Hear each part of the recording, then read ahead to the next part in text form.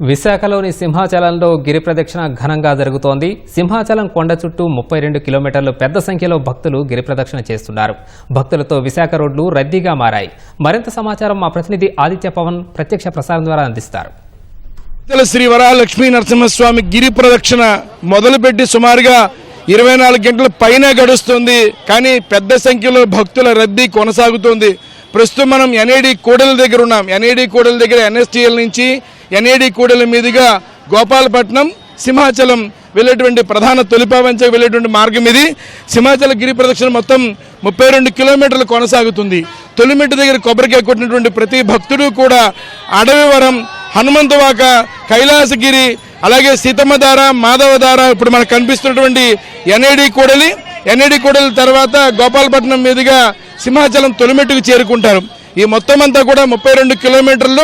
ప్రస్తుతం కొన్ని లక్షల మంది, అంచనాకు మించి సుమారుగా 5 లక్షల మంది భక్తులు పాల్గొంటారని అంచనా వేశారు. కానీ నిన్న రాత్రికే 5 లక్షల సంఖ్యను మార్కుని నిన్న రాత్రే చేరింది. అయితే ప్రస్తుతం ఇంకా భక్తులు కొనసాగుతున్నారు. మనం చూడొచ్చు, మాధవధార ప్రాంతం నుంచి పెద్ద సంఖ్యలో భక్తులు వస్తున్నారు. ఇటు నరసింహనగర్ నుంచి మాధవధార వరకు, మాధవధార నుంచి ఎన్ఎస్టీఎల్ మీదుగా జాతీయ రహదారి మీదుగా భక్తులంతా కూడా పెద్ద సంఖ్యలో సింహాచలం చేరుకుంటున్నారు. అదే ముందుగా అనుకున్నటువంటి అంచనా కంటే పెద్ద సంఖ్యలో భక్తులు వచ్చారు. అందుకు తగ్గట్టుగానే ఏర్పాట్లు కూడా ఇటు దేవస్థానం, జిల్లా యంత్రాంగం, జీవీఎంసీ సంయుక్తంగా నిర్వహించారు. ప్రతి 200 మీటర్లకి కూడా మంచినీళ్ళ పాయింట్ని ఏర్పాటు చేశారు. మరోవైపు 32 కిలోమీటర్లో ప్రతి కిలోమీటర్కి ఒక వైద్య శిబిరం ఉంది. ఈ వైద్య శిబిరం ద్వారా వైద్య సహాయాన్ని అందిస్తున్నారు.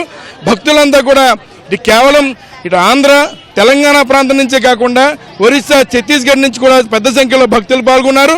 మరోవైపు ఎన్ఆర్ఐలు కూడా చాలా మంది గిరి ప్రదక్షిణ కోసం ప్రత్యేకంగా విశాఖ సింహాచలంకి వచ్చి గిరి ప్రదక్షిణలు పాల్గొంటున్నారు. గిరి ప్రదక్షిణ ఇంకా కొనసాగుతుంది. ఈ సాయంత్రం వరకు కూడా గిరి ప్రదక్షిణ కొనసాగుతుంది.